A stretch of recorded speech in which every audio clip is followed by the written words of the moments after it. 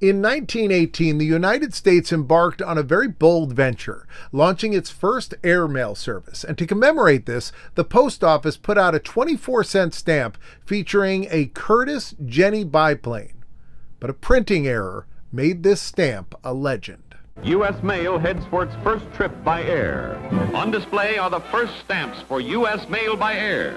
And into the air goes the first airmail plane to complete a scheduled flight. When you speak of the most famous mistakes in U.S. history, a lot of people think of political scandals, or like that time Blockbuster had a chance to buy Netflix and didn't do it, or that time that I made chili and I didn't have any meat, so I used pepperoni. Big mistake. Today we're talking about the inverted Jenny, a postage stamp featuring an upside-down biplane. Here's the thing you have to know. When this was printed, all of the stamps featured the plane right side up, except for one sheet of 100 stamps. May 14th, 1918, a man named William Roby, who was a stamp collector, walked into a DC post office and he purchased a sheet of these stamps, and he instantly noticed the mistake. He sold that for 15 grand, which is quite an investment on a $24 purchase. The buyer, Edward Green, split the sheet up and numbered each stamp. One woman named Ethel McCoy bought a set of 4, and then in 1955, she loaned them to the American Philatelic Society, and they were going to put them on display at a convention in Norfolk, Virginia. During the show, these stamps were stolen out of the display case. There were no alarms, there was no one that saw them taken, and they vanished without a trace. McCoy was devastated, and during her lifetime, the stamps were never recovered. So, at the end of her life, she actually donated the rights to these stamps to the American Philatelic Society in case these were ever found. And again, this was 1955. The first of these stamps recovered was recovered in 1970. The owner didn't have a legal claim to the stamp, so it was returned to the APS. A second one showed up in 1981 in Chicago at a dealer convention.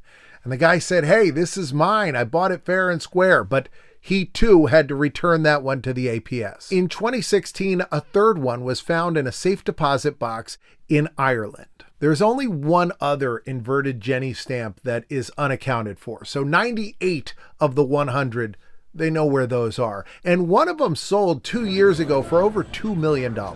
I think the first time I ever heard of this stamp was when I watched the movie Brewster's Millions. The plot of this movie is that Richard Pryor's character is a poor guy who had a rich uncle who left him money, but he has to spend a lot. I think it's $1 million, and then he gets $10 million if he can spend that $1 million and have nothing to show for it. I'd say the stamp he's bought is a considerable asset. Norris. Hackensack Bulls. God, it isn't an asset anymore. He's mailed it. I looked up what the other most famous stamps in the world are. The British Guiana 1-cent Magneta stamp from 1856, because only one of them exists and it's sold for $8 million. The 1-cent Z Grill from 1868. There's only 2 of those known, and one of them was actually traded for a block of inverted Jenny stamps. But I think inverted Jenny is by far the most famous stamp. Everyone knows this stamp, except for Homer Simpson. Ooh, 5 cents each. Junk. The airplane's upside down. Now, the other thing about this stamp is this plane is absolutely iconic. First flight, 1915, made by Curtiss Aeroplane and Motor Company.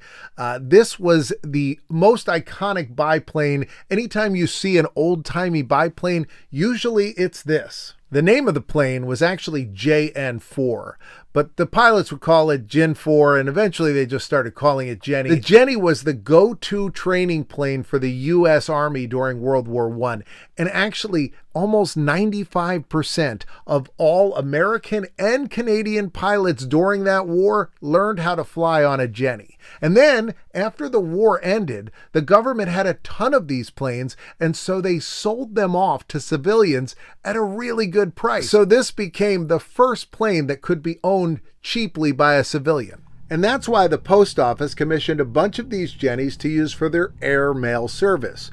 But like everything else in this story, the airmail service started off with a bunch of errors.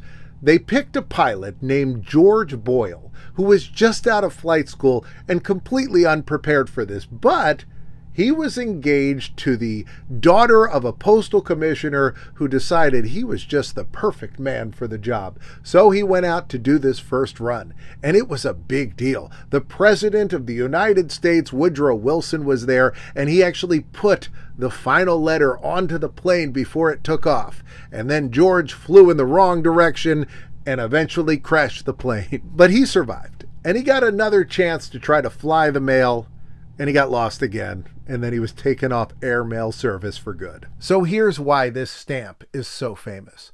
The plane itself was a global icon, and this printing error that flipped it upside down caught the public's imagination, and the stories behind it and the crime drama and everything else led to this being something that most people have heard of. If you ever started stamp collecting, this is one of the first ones you hear about. Recently, an inverted Jenny was sold for almost $1 million. One stamp, $1 million. And people have said, geez, if you guys made that mistake again, that would really help you get out from the hole you're in. The most expensive stamps. You can see the airplane was accidentally printed upside down. I always thought this was fun. I enjoyed hearing about it. Hope you did too, and I'll see you next time.